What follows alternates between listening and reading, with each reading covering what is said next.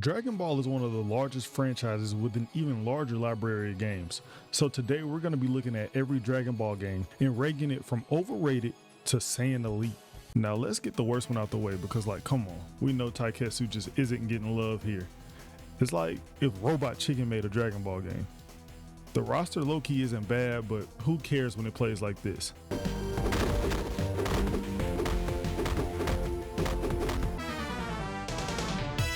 Ultimate Battle 22 is one of the least liked games in the history of Dragon Ball. This is because it lacked severely from the content to the gameplay. It was a mess. It's one of the stiffest games that you can play, and nobody really stands out because everybody's key blasts look the same, and I don't think it represents Dragon Ball well at all because they chose to use cell drawings as sprites and they don't look good. Not to mention the cutscenes that played before matches.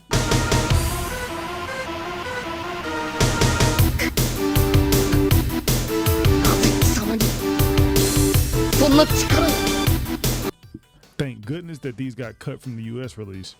Now where the game does shine is the roster, pretty much covering all the characters that you would actually want to play from the Sand Saga to the Buu Saga. And if you know the secret code, you can unlock 5 more characters, turning this to Ultimate Battle 27. But to be honest, they don't make the experience worth it. So I have to put this one at overrated. Final Bout gets hate for pretty much the same reasons as Ultimate Battle 22, because it is outright just not fun to play. And this one doesn't really get Dragon Ball right either. This was Tosei Software's first 3D game, but the issue is the fact that it came out in '97. So games like Tekken 3 were already out, making this one ridiculously outdated. The roster was bad. It gave you 18 characters, but most of them are Goku. I guess some things never change.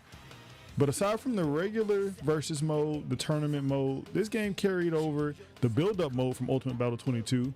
And that was interesting here because imagine going to a friend's house with a powered-up Super Saiyan 4 Goku and then one-shotting them.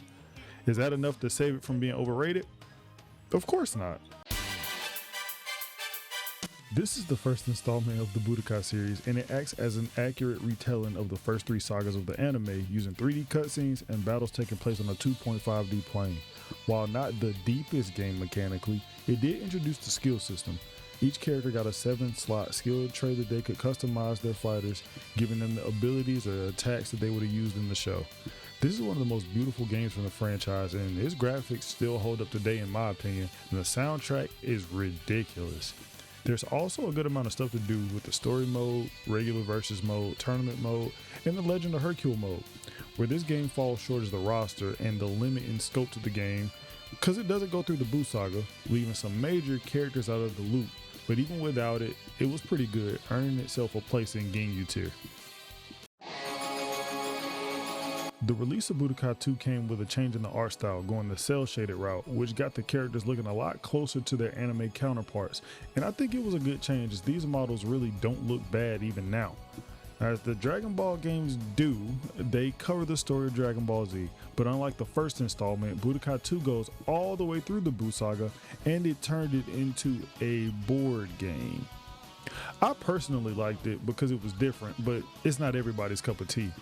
Along with the extra sagas came some new characters, abilities, and transformations. The biggest introduction being the fusions. You can now turn into the fusions like Vegito, Gogeta, and really feel what it's like to be some of the most powerful characters of all time. Everything else was pretty much the same, with them expanding on the skill system, and the OST still amazing. I think the additions that they made were enough to put this a tier above Budokai 1 in Z Fighter tier.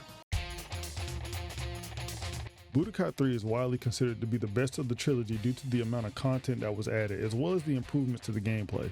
Starting with the story, Budokai 3 takes everything to a world map in a mode they call Dragon Universe. It consists of 11 playable characters on Earth or Namek during the 4 sagas of Dragon Ball Z. It further deviates from the norm by making the events that happen during these sagas change based on what number playthrough you're on, as well as some other variables. Now, it also serves as the first game in the series to include material from the movies, but gameplay was clearly the focus here, as they implemented a ton of new features, including a new key system, transformations, the introduction of beam struggles, which we're all familiar with, fatigue, hyper mode, and dragon rushes. The intro, goated, and this game was the most fun to play. There aren't many games, if any, that surpass the greatness of Budokai 3. Now, I didn't mention any music here, but that's because we get it by this time. The music is gonna be amazing. And this one might have the best music, if not for Budokai 1. It fits really well, and honestly, some games still have yet to reach, the heights of this.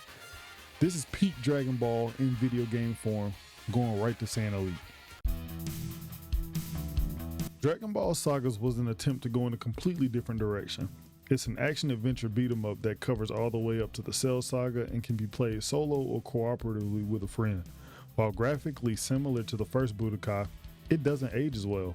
This can be due to the gameplay, which is not deep and appears to be super disjointed, so much so that it's pretty jarring and clunky to play. It didn't do anything special to add to the story, to introduce any new mechanics, or to make the gameplay interesting. It was just a Dragon Ball beat 'em up, and that's it. This one isn't a popular one among many people, and people that do like it are just, they're crazy. Overrated. Super Dragon Ball Z continues to pivot away from the norm, but it stays true in being a fighting game. It was originally an arcade game, and it was eventually brought to the PlayStation 2. It takes on a cel-shaded look, which actually makes everybody looks great, and it went more for that manga feel similar to Naruto Ultimate Ninja, and it works really well. As for the gameplay, it shifts away from the Budokai formula and aligns more with the Capcom or SNK traditional fighting game style. It promotes more hand-to-hand combat while still containing fireballs, throws, juggles, and combos. If I had to sum this game up, it's Street Fighter but Dragon Ball. This was a sleeper among many people, and nobody really remembers this game. I did play somewhat often and remember not appreciating it until later on in life. If you haven't checked this one out, go check it out. It's going Ginyu for me. Tenkaichi is another attempt at a deviation from the Budokai formula, but it isn't just an attempt, it's the attempt.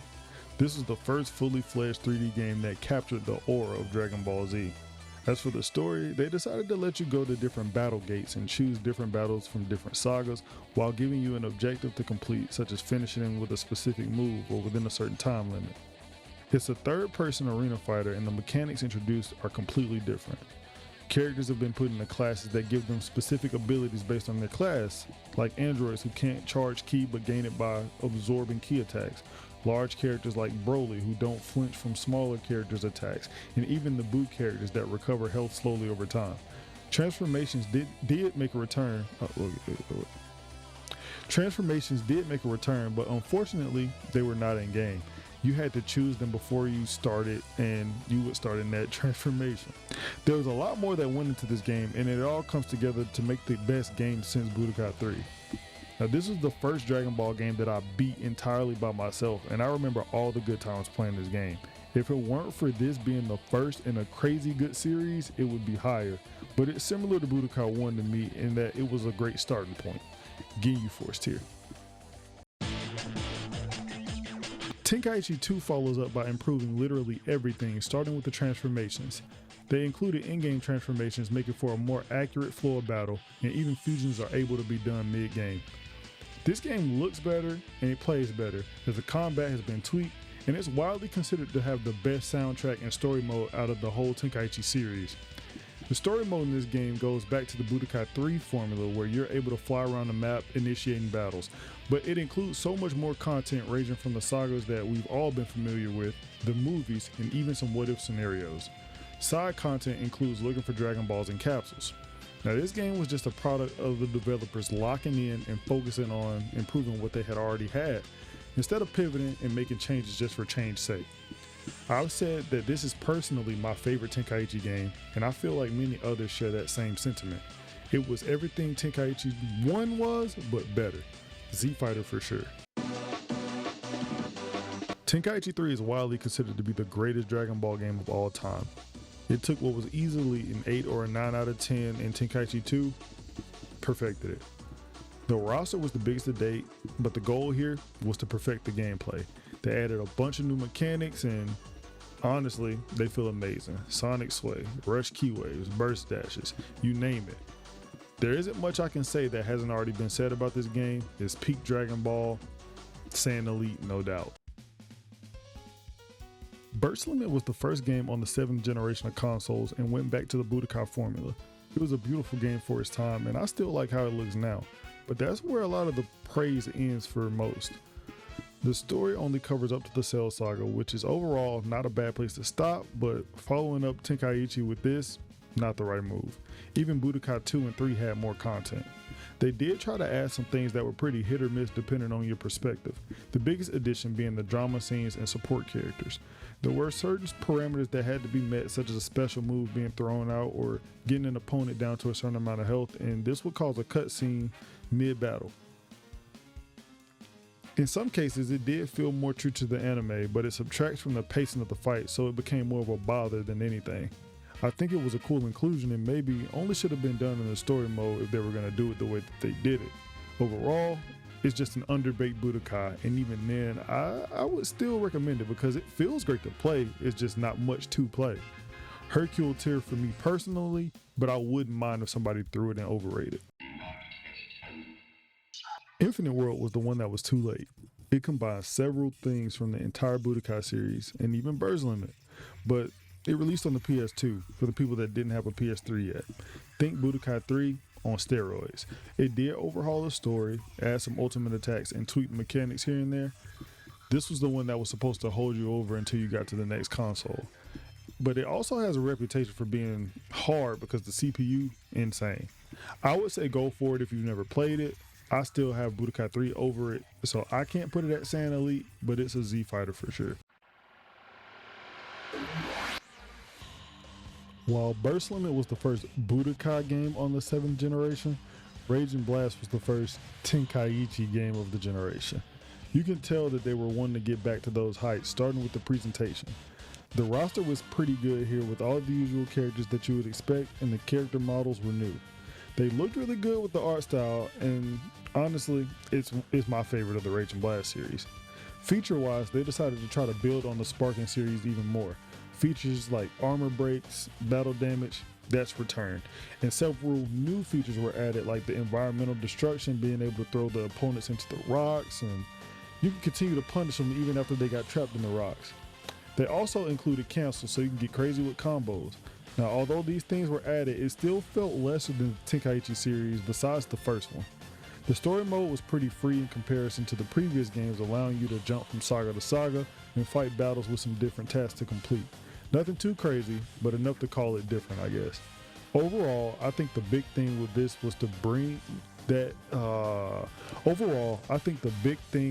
bring back that Tenkaichi style and focus a bit more on the presentation to give it that Dragon Ball Z simulation feel. This game stays relatively safe. It does a decent job, but it doesn't reach the peaks of the Tenkaichi series. This one's going in Ginyu tier. Raging Blast 2 is just Raging Blast with salt and pepper on it. It did fix some flaws of the first game, but that's pretty much it all had going for it. It was essentially the same game, but it looked worse in my opinion. The story mode got replaced with a lesser experience in Galaxy mode, and it added Hachiya. Ginyu tier. Ultimate Tenkaichi is usually just diminished to a game of rock, paper, scissors, but it's a little more than that. I think that how this game plays is literally the only thing that really holds it back. I'm also not the biggest fan of how this game looks, but at the same time, it's not the worst. Remember, Taiketsu. This game has a story mode, which is expected, but it also allows you to create a character and go through your own Dragon Ball story. And if it weren't for the mechanics, this mode probably would have gotten a lot more love. The roster was decent, and as far as the music, I'm convinced they just can't miss. I gotta put this one in Hercule tier. The Budokai HD collection takes 1 and 3 and makes a couple tweaks to improve the games, except in the music department. We know what happened, doesn't matter, took a hit. It's still Budokai 1 and 3, which is peak, but the music takes it down to Z Fighter for me. Battle of Z is a team-based action fighting game that diverges from traditional one-on-one combat by emphasizing 4-on-4 battles and cooperative gameplay. This game opts for a mission-based story mode similar to Rage and Blast 2, but after the first couple of missions, you've seen what all this game has to offer. The co-op is a mess with you not being able to play co-op on the same console, so it's a hassle to even get on with friends. It's a pure skip in my opinion, so I'm throwing this right into overrated.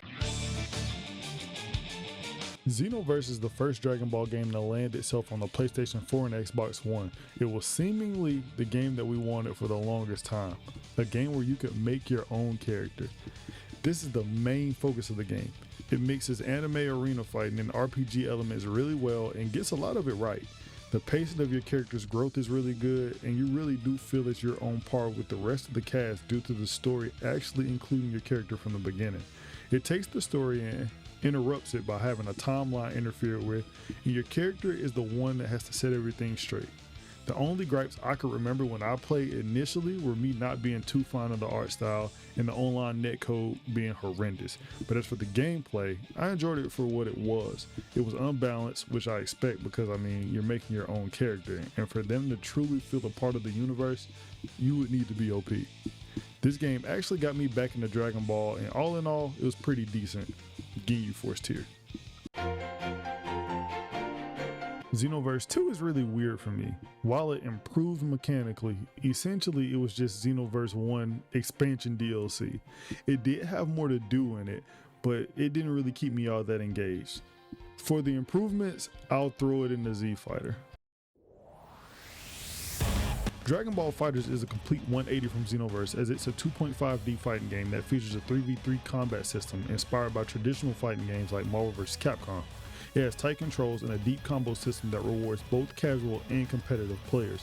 Visually, it uses a hand-drawn anime art style that captures the look and feel of the anime to near perfection. In every category, this game nails the vibe, as the roster spans from OG Dragon Ball to Super. The OST, while it's not original anime tracks, the rock-inspired battle music, fire. And then there's great freedom of expression in this game, whether you're a button masher or a lab monster. The only gripe here would probably be the story mode, as it is not interesting at all. San Elite, for me, no question. Kakarot is basically if you made the anime playable. It lets you relive the entirety of Z with added scenes, side quests, and even DLC that added new arcs. Visually, it looks great with a cel-shaded style that captures the show perfectly, and the soundtrack fits the vibe, even if it's not always the original music. The combat isn't super deep, but it's flashy and fun with big cinematic moments that make you feel like you're actually these characters. Content-wise, it's a ton to do, from training to cooking to flying around the world. Though some side missions are a little copy-pasted, it nails what Dragon Ball feels like, especially for longtime fans who just wanted to live in that world. Overall, it hits all the marks, so it's going to San Elite for me. The long-awaited return of the Tenkaichi series, and it goes big with over 180 characters and a combat system that's fast, chaotic, and faithful to the anime. And honestly, it's faithful to the series. Visually, it looks incredible, kind of like a modern take on that old cel-shaded style, but with way more detail and flair. The gameplay definitely feels right, with beam clashes, transformations, and all the over-the-top camera angles coming back. Content-wise, that's where it kind of falls short. The story is a bit shallow, and the custom battle mode it's just not enough to keep you coming back. Overall, it captures the heart of Dragon Ball, and it's a blast to play, even if a few parts could use more polish. I hate to do it, but this one is going into Z Fighter tier for me because it doesn't have enough content to keep me playing. So there it is.